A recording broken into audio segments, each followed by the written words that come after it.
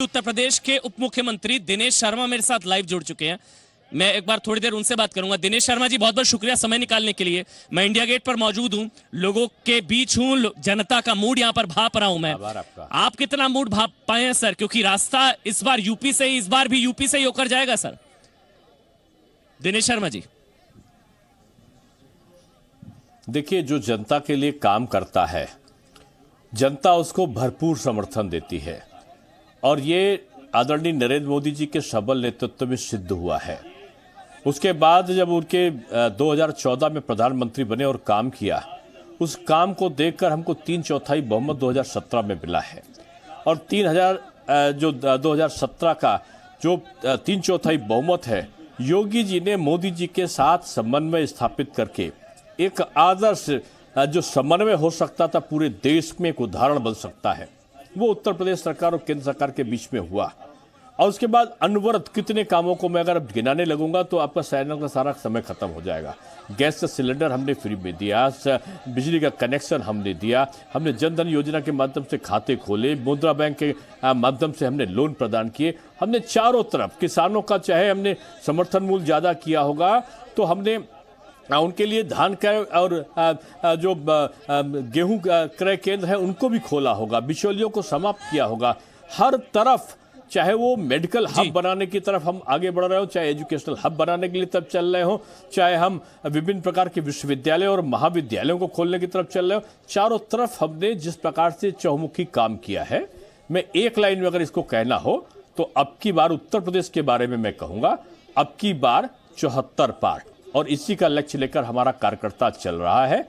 और इसका सबसे बड़ा उदाहरण है कि हमारी तैयारी, हमारे प्रति लोगों का आकर्षण देखकर आज राजनीतिक विरोधियों का, मैं विरोधी कोई नहीं होता, लेकिन राजनीतिक विचारधारा वाले लोगों का डर आज इस बात से पता चलता है कि कितने दलों को मिलाने के बाद भी उनके अंदर से भय नहीं जा रहा है कि हम जीत पाएंगे कि नहीं जीत पाएंगे। ये तमाम दल आपस में मिल गए हैं। पूरे राष्ट्रीय स्तर पर आप देखें तो अभी वो विश्वास नहीं कर पाए। प्रदेश में स्थिति ये है कि कभी कांग्रेस को गठबंधन से निकाल देते हैं, कभी गठबंधन में कर लेते हैं, कभी ये रालो जो लोकदल है उसको हटा देते हैं, कभी समझौता कर लेते हैं। ये विपरीत विचारधाराओं के बीच में किया गया एक बेमेल गठबंधन है, जिसमें नेताओं का मेल हुआ है चुनाव के लिए और गद्दी के लिए। कार्यकर्ताओं का मेल न कभी हुआ है न कभी होगा।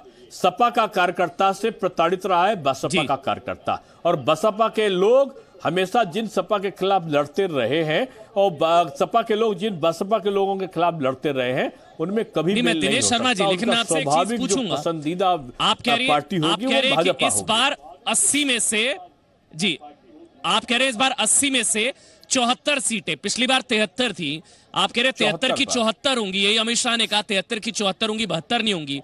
जी मेरा सवाल ये है सर, ये अति आत्मविश्वास तो नहीं है, ये ओवर कॉन्फिडेंस तो नहीं है? गोरखपुर, फूलपुर, कैराना, ये 3 चुनाव हमने देखे, एसपी बीएसपी का ये गठबंधन वो ट्रेलर दिख गया, क्लियर कर उसके बावजूद आप कह रहे हैं 73 का 74। माननीय अमित शाह जी ने कहा था कि अब की बार 70 पार, 70 प्लस का लक्ष्य हमारे राष्ट्रीय अध्यक्ष ने उत्तर प्रदेश के लिए रखा था। तो मीडिया वाले लोग उनको अतिशयोक्तिपूर्ण कह रहे थे, कुछ लोग तो ये भी कह रहे थे कि गुजरात नहीं है, ये उत्तर प्रदेश है। और जब 70 के कहने के बाद में 73 मिला तो लोग कहना शुरू कर दिए कि ये तो राजनीति के चाणक्य हैं, ये जो कहते हैं वो हो जाता। जिन प्रदेशों में कहा उस प्रदेशों में सरकार भी बनी। और आज मैं कह के जा रहा हूं कि जिस प्रकार से मोदी जी ने काम किया है और योगी जी ने साथ में मिलकर विभिन्न प्रकार, चाहे अब कुंभ मेला का करने का हो, चाहे ये आपका गंगा एक्सप्रेसवे या बुंदेलखंड एक्सप्रेसवे, पूर्वांचल एक्सप्रेसवे, ये एम्स को खोलना, ये नए मेडिकल कॉलेज बनाना, नए विश्वविद्यालय बनाना, चाहे जो किया होगा, आज तक किसी सरकार ने ऐसा नहीं किया है। इसलिए ये चुनाव विकास के नाम पर जो भी करेंगे, बेरोजगारी को दूर करने के नाम पर जो करेंगे, भ्रष्टाचार को दूर करने के नाम पर जो करेंगे मुद्दों पर, मैं समझता हूं बहुत दूर दूर तक कोई दल आसपास दिखाई नहीं पड़ेगा। ये सब मिल जाए, अगर इनको भारतवर्ष में ना मिले तो कहीं और से ले आए। आखिरी सवाल आपसे, उसके बाद मैं यहाँ पर लोगों के बीच जाऊंगा। मुकाबला नहीं कर सकते। एक आखिरी सवाल मेरा आपसे सर, के बल पर, अपने काम के बल पर काम। एक आखिरी सवाल आपसे मेरा, योगी आदित्यनाथ के खिलाफ उत्तर प्रदेश में मुख्यमंत्री योगी आदित्यनाथ के खिलाफ नाराजगी दिखी गोरखपुर में। जब गोरखपुर में वो अपनी सीट हारे, उसके बाद फूलपुर हुआ, उसके बाद कैराना हुआ। आपको लग रहा है इस बार भी वही मोदी वेव है, वही ब्रांड मोदी असर करेगा जो 2014 में था? वही ब्रांड मोदी की वजह से आप लोग दावा कर रहे हैं कि 73 की 74 होंगी, 72 नहीं होगी उत्तर प्रदेश में। नहीं करना चाहिए, ये ब्रांड मोदी की वजह से आप लोग कह रहे हैं। आपने एक पक्ष लिया, आपने उसी समय उपचुनाव हुआ था बिठूर में विधानसभा का, और हम भारी बहुमत से जीतकर आए। उसके बाद चुनाव हुआ स्थानीय निकाय चुनाव का, हमने 2 सीटों को छोड़कर बाकी सारी महापौर की सीटें जीती, जिला पंचायतों के चुनाव हमने जीते। उसके बाद अभी 15-20 दिन पहले, 1 महीने पहले सरकारी जो थे सहकारी समितियों के सारे चुनाव हुए, सारे के सारे हम 80-90% जीत कर आए। आप उसको योगी जी की लोकप्रियता नहीं कहेंगे क्या? आप उसको मोदी जी की लोकप्रियता नहीं कहेंगे क्या? 1-2 जगह हारे हैं, लेकिन वो किसी दूसरे कारण भी वहां पर रहे। स्थानीय प्रत्याशियों का भी एक कारण हो सकता है, या कुछ और भी कारण हो सकते हैं। हमने लेकिन जीत ज्यादा अर्जित की है, और पराजय हमारी 1-2 जगह पर हुई है, उसको हम ठीक कर रहे हैं। ठीक नहीं, मेरा दरअसल इसलिए कहना था सर, मैं इसलिए आपसे बार बार पूछ रहा था। मैं आपको बहुत बहुत शुक्रिया, लेकिन एक चीज मैं जाते जाते सर, कि मिल गए मुलायम कांशीराम, हवा में उड़ गए जय श्री राम।